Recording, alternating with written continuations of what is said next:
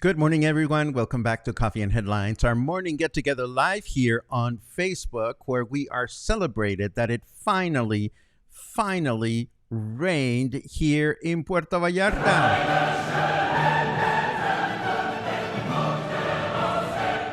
Enough of that. I woke up at about 1 o'clock in the morning, I think, to the sound of rain coming down from the sky and landing on tin corrugated roofs near my house, and it was just heavenly. And this morning it is nice and fresh, and hopefully there will be more rain. We will announce that in a second, but let me not get ahead of myself. This is Coffee and Headlines, our morning get together live here on Facebook, where we exchange information about our city, state, and country. We exchange information with you and your questions and ideas about how to best enjoy ourselves here in Puerto Vallarta as a community of English-speaking locals. Today is Tuesday, June 27. The month is almost over. Another month that goes by, but that's okay. We're happy to be here, and we're so eager to welcome everyone. If this is the first time that you're watching live, please let us know. Just write the word new in your comment, and we'll be so very happy to give you a nice welcome. If you have something really important that you wish to share with everyone, it helps a great deal when you add a capital letter Q at the beginning of your comment. That way we will be so very happy to showcase your comment later on in the broadcast. Today we have all kinds of interesting and fun news to share, and a good excuse to visit your favorite summer boozy drink. We're going to be asking that question later on. Now that it's so warm out there, what is your go-to cocktail when you wish to stay cool, or at least forget that you are warm? We'll get to that in a second, but first, let us get started with our news, although this caught my attention. Claude says, with the rain comes all the night crawlers. Boy, did I get lots of visitors. Like, what kind of visitors did you get, Claude? Please let us know.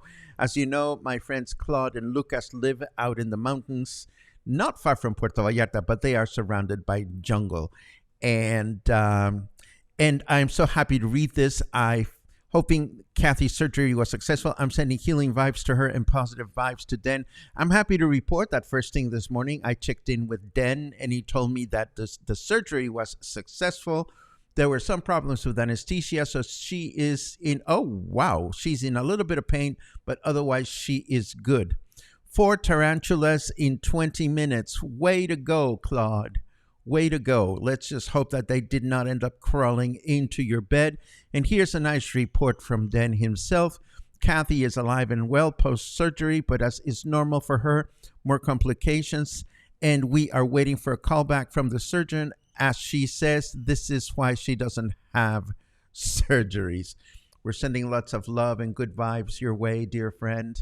And we're praying for your return to Puerto Vallarta sometime soon.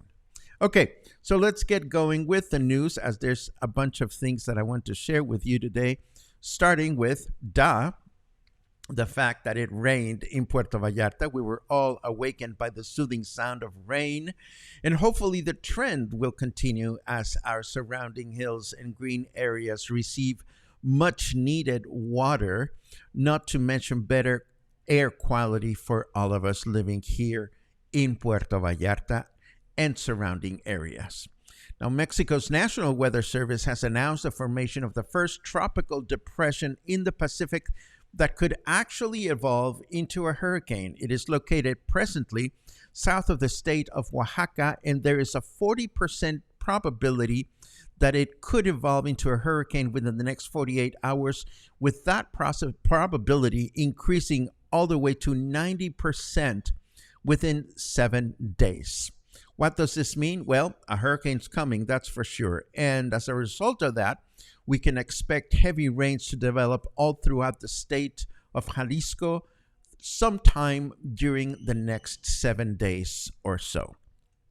Now, all that said, here in Puerto Vallarta, there is increasing concern about the amount of sediment that has accumulated along the path of the Pitillal River from Colonia San Esteban inland all the way to the ocean, where the river meets the Pacific at Holly Beach.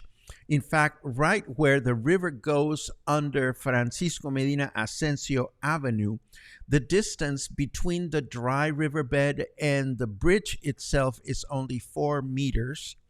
And there are concerns that an excessive amount of water flow could destabilize the structure.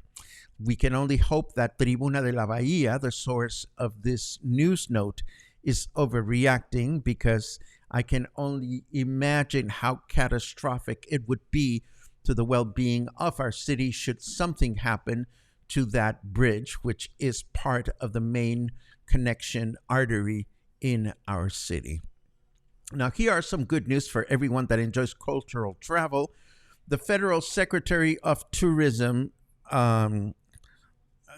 Director Miguel Torruco announced that 45 Mexican towns have received the designation of Pueblos Mágicos, bringing the total to 177 different destinations throughout the country that stand aside due to their nature, community, and traditions.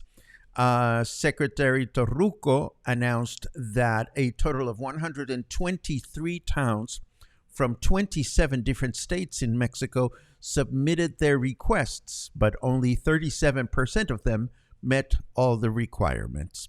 It is worth mentioning that the Pueblos Mágicos program was launched in 2001 with the goal to create new connections between tourists looking for historical and cultural experiences and the towns that were able to provide them. In that first year, 11 towns were designated, and the number has been increasing ever since.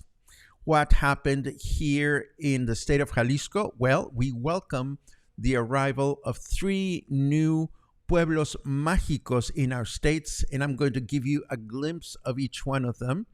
First, there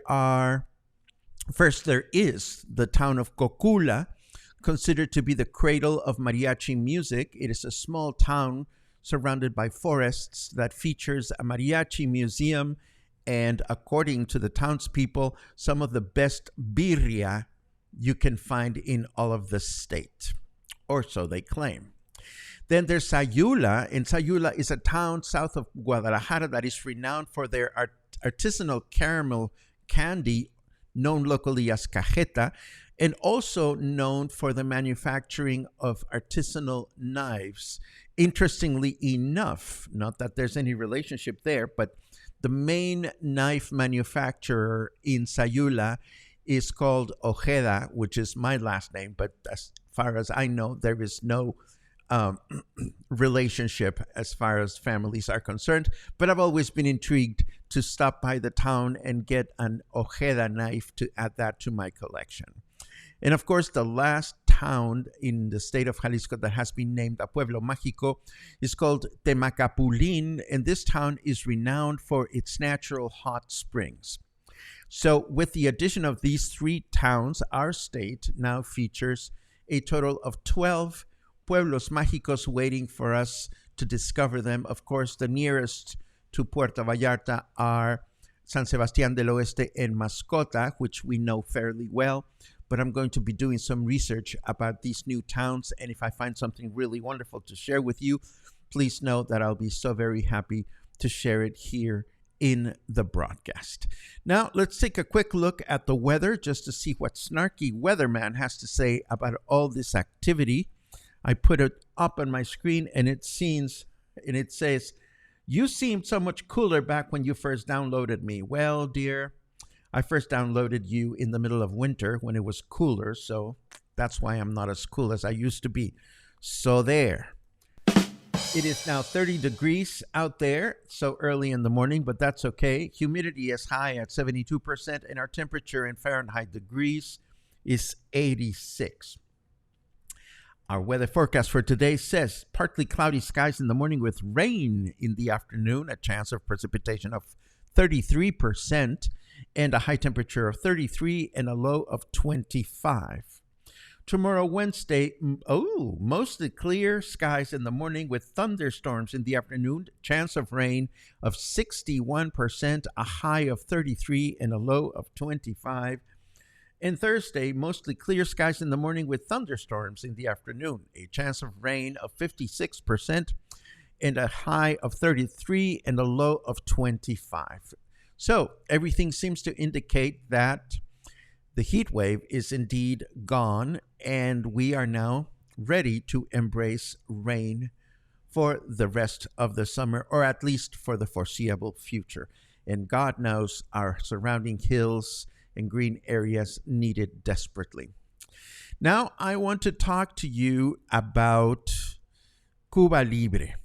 Cuba Libre. Ever since I can remember, I have been a fan of a Cuba Libre, or otherwise known in English as a rum and coke.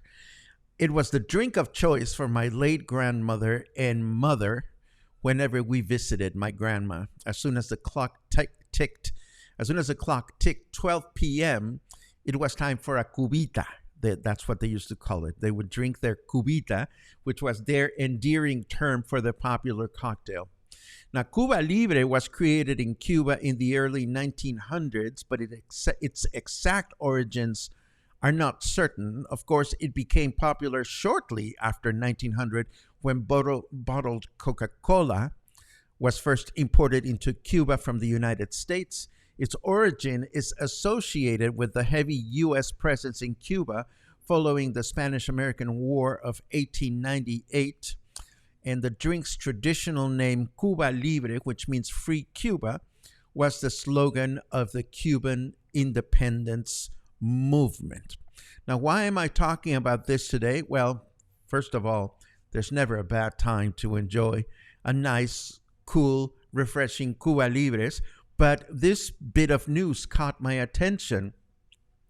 Not only is Cuba Libre a perfect cocktail to beat the heat, but Mexico's Federal Consumer Protection Bureau, or PROFECO, has now announced what they claim is the best and least expensive rum produced here in Mexico, and it is called Ron Bahamas.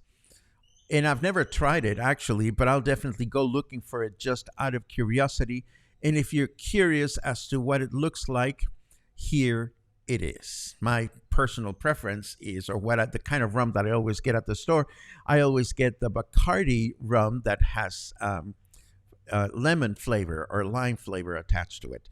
My question to you is, what is your favorite summer booze drink? As it is really hot right now, and I'm just wondering what you go to when you are thirsty and want a cocktail to avoid the heat or maybe forget about it. And I'll be looking for your comments as we look at the Chit Chat tape. Lots of good mornings, which I very much appreciate. Purim pam pum pim pim. Eric. Oh, where did you go? There you go. Eric, it's so good to read you. Yes. Let's see what else we have. Logan is overlooking a much greener fluvial. Good for you. Well, it's amazing what happens when all the dust that has accumulated in nearby trees goes away. I mean, I was looking earlier at the trees right outside my balcony up front, and yeah, they look beautiful right now. Let's see what else we have.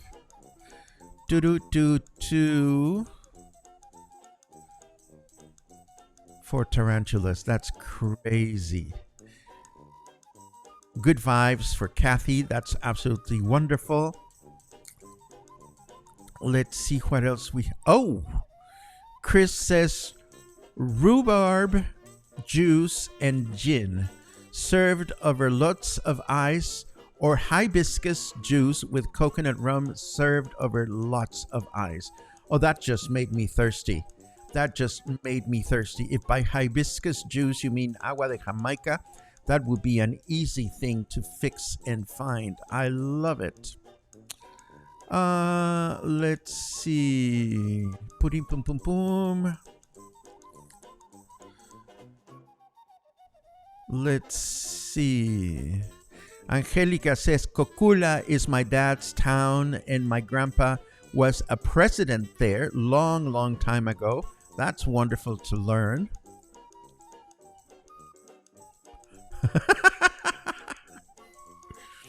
I can't think of a good Ojeda knife pun. Anyone want to take a stab at it? I believe you just did, Gary. I love it. Now that song, Rum and Coca-Cola, is in my brain. I don't know that song. Oh, yes, I do. It's an ancient song, I think. Rum and Coca-Cola. Yeah, I remember that song. Joe Willis likes Captain Morgan Spice Rum and Coke. For a while, I used to drink a lot of Myers rum, but it gave me heartburn for some reason. So I've been more of a Corona guy. Mark says, I'm a vodka tonic guy. Good for you. I love it. Pat favors an icy cold Corona. I kind of like that as well. Eric says, gin and tonic with lots of lime. I love it. You know, I like pina colada, Alan, but I think that pina coladas and my waistline have an ongoing disagreement. And Brian has a point. How do we choose just one summer cocktail? We have to go out and try some new ones. And that's one of the things I love about our friend Gina at Whiskey Kitchen. She always has some new things. And Colleen likes her Aperol Spritzer. And I kind of like those. They're not my favorite, but I enjoy them. Definitely. My go-to tequila, lime juice, and coconut water. A self-hydrating margarita. I love it. Vodka on ice with lots of fresh lime. That might give me a headache, but I'm there. I am so there. My goodness. All these things sound absolutely delicious. Let's see what else. David says that Anonimo, the bar, had a hibiscus margarita last summer that I enjoyed for several days. I've tried hibiscus margaritas and they are absolutely yum. No sharp tongues needed. That was good, Spencer. That was good. I love it. And this seems to have brought us to the end of today's broadcast. Yes, today is my day to present Promo Prodigy, so I'm excited about that. But you know that I'm doing that, so I don't need to remind you. What I need to do is to thank you, as always, for your company, your thoughts, your ideas, your suggestions. I love all these cocktails, and I will be looking for ways to find them and try them at some point during the summer. So, as always, stay cool, stay calm, stay refreshed, stay in touch. And I will see you again sometime in the near future. Have a great day.